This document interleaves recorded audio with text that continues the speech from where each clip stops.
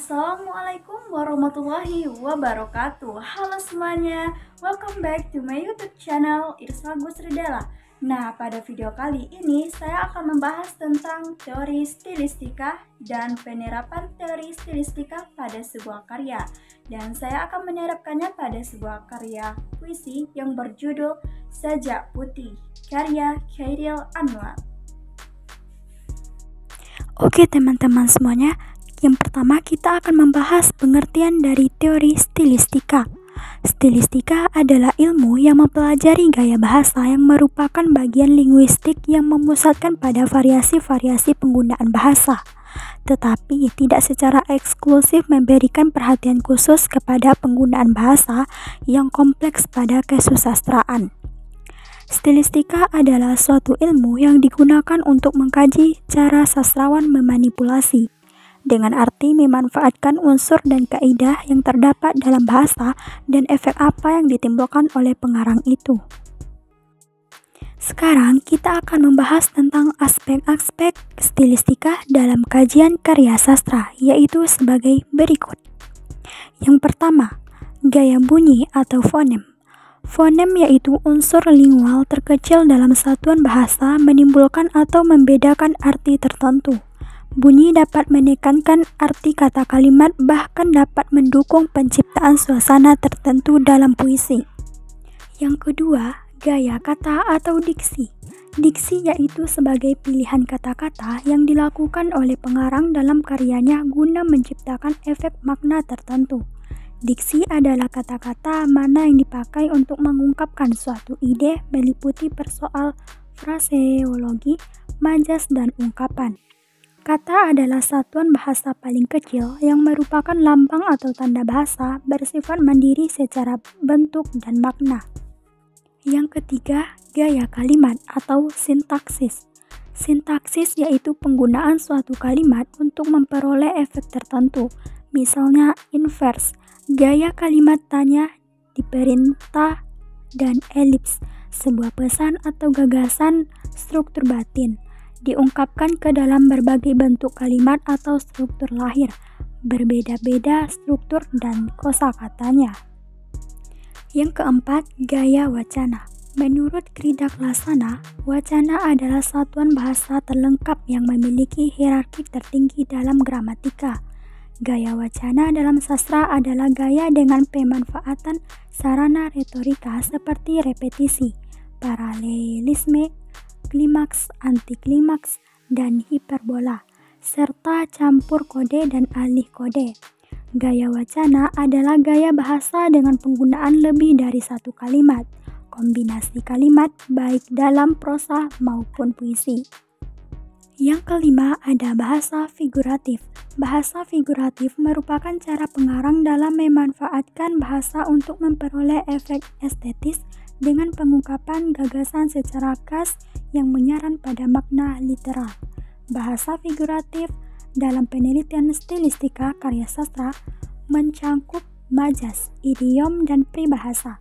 Bahasa kias pada dasarnya digunakan oleh sastrawan untuk memperoleh dan menciptakan citraan.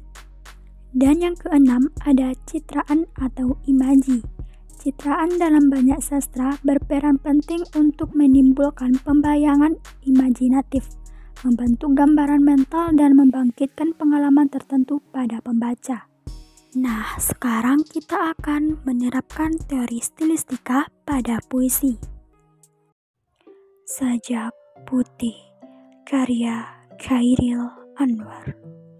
Bersandar pada tali berwarna pelangi, kau depanku bertudung sutra senja.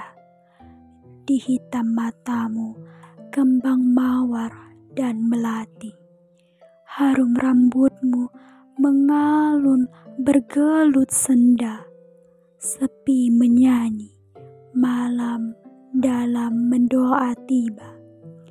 Meriak muka air kolam jiwa, dan dalam dadaku memerdu lagu, menari seluruh aku. Hidup dari hidupku, pintu terbuka, selama matamu bagiku menengadah. Selama kau darah mengalir dari luka, antara kita mati, datang, tidak membelah. Oke teman-teman semuanya, sekarang kita akan membahas struktur fisik puisi Sajak Putih. Yang pertama ada diksi. Kata-kata dalam puisi Sajak Putih memiliki makna kiasan yang harus dipahami secara seksama dan menyeluruh. Seperti pada baris ketiga, di hitam matamu kembang mawar dan melati. Mawar dan melati mengandung majas metafora yang berarti lain, sesuatu yang indah atau cinta yang murni dan menggairahkan, seperti keindahan bunga mawar yang merah dan melati yang putih yang mekar.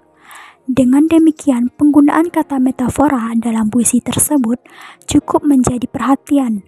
Penyair menggunakan kata-kata tersebut untuk membandingkan sesuatu. Sesuatu itulah yang dinamakan makna metafora. Yang kedua ada citraan. Citraan dalam karya sastra berperan untuk menimbulkan pembayangan imajinatif bagi pembaca. Pada dasarnya citraan kata terefleksi melalui bahasa kias. Citraan kata meliputi penggunaan bahasa untuk menggambarkan objek-objek, tindakan, pikiran, perasaan, ide, dan setiap pengalaman indera istimewa. Citraan dibuat dengan pemilihan kata atau diksi dalam puisi Sajak Putih. Penyair memanfaatkan citraan untuk menghidupkan imaji pembaca melalui ungkapan tidak langsung. Seperti citraan visual atau penglihatan terlihat pada baris kedua dan ke-8, yaitu kau depanku dan menarik menari. Citraan indera atau pencium terlihat pada bait keempat, yaitu harum rambutmu. Citraan indera atau pendengaran terlihat pada bait kelima, yaitu sepi menyanyi.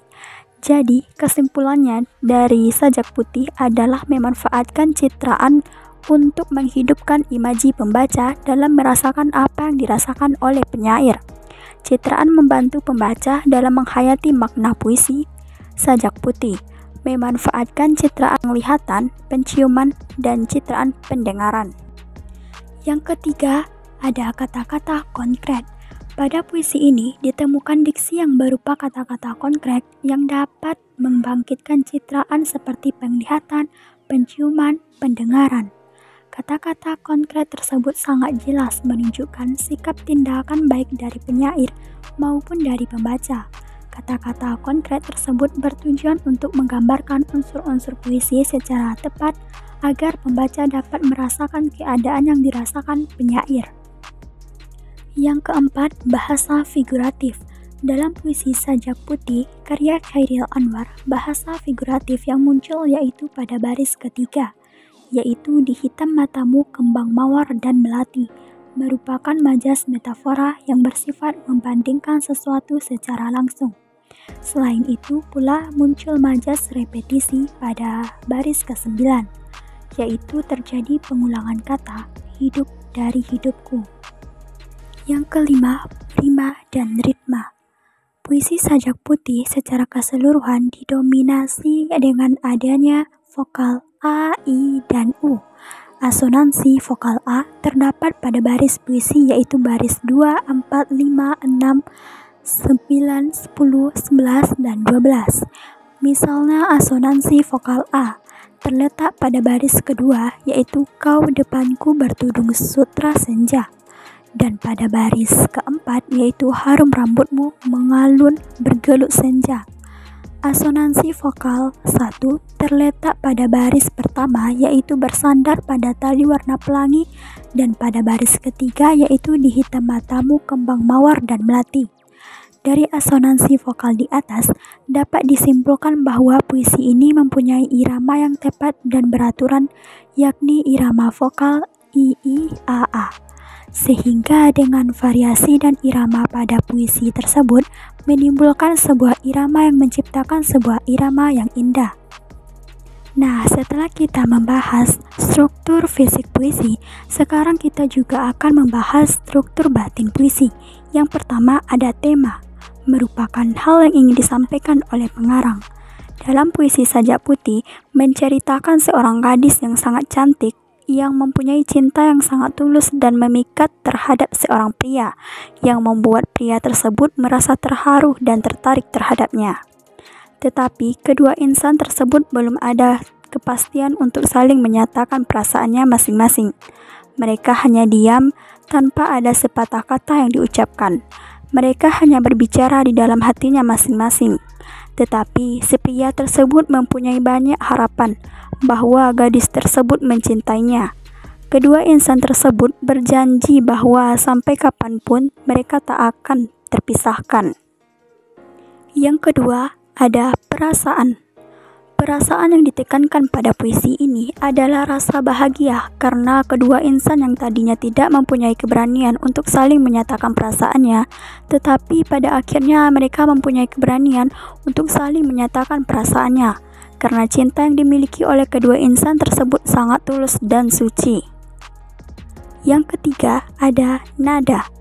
Nada yang ditunjukkan dalam puisi Sajak Putih ini adalah kegembiraan dan kebahagiaan. Nada gembira dan bahagia ini muncul karena rasa gembira seorang pria yang memiliki seorang gadis yang mempunyai cinta yang sangat tulus dan suci terhadapnya, yang terlihat pada kata tali warna pelangi. Sutra senja menarik menari, maka muncullah benih-benih cinta di antara mereka. Nah, yang keempat ada amanat. Dalam puisi ini, amanat yang disampaikan oleh penyair adalah bahwa jika kita mencintai seseorang, harus berani untuk menyatakan perasaan kita masing-masing, menerima segala kelebihan dan kekurangan pasangan kita, dan berusahalah untuk selalu mencintai dan selalu ada di sisinya sampai hembusan nafas terakhir. Oke teman-teman semuanya, itulah pembahasan mengenai teori stilistika dan penerapannya pada sebuah puisi Sajak Putih. Kesimpulannya yaitu, stilistika adalah ilmu gaya bahasa yang digunakan untuk mengkaji suatu makna dalam sebuah karya sastra. Dengan adanya stilistika, kita bisa lebih memahami makna yang sesungguhnya yang terdapat dalam sebuah puisi secara mendetail, mulai dari struktur bahasa, penggunaan kata, hingga mengamati antar hubungan pilihan kata. Adapun ruang lingkup stilistika, yaitu aspek-aspek bahasa yang ditelaah dalam stilistika meliputi intonasi, bunyi, kata, dan kalimat, sehingga lahirlah gaya intonasi, gaya kata, gaya bunyi, dan gaya kalimat.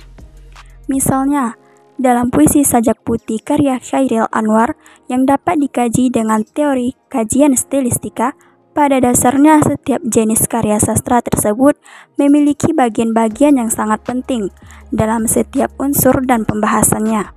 Seperti dalam puisi Sajak Putih diceritakan bahwa ada dua insan manusia yang saling mencintai, tetapi tidak berani untuk menyampaikan perasaannya masing-masing.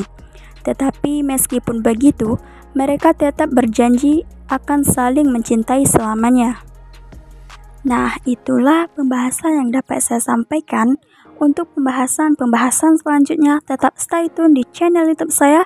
Terima kasih. Wassalamualaikum warahmatullahi wabarakatuh.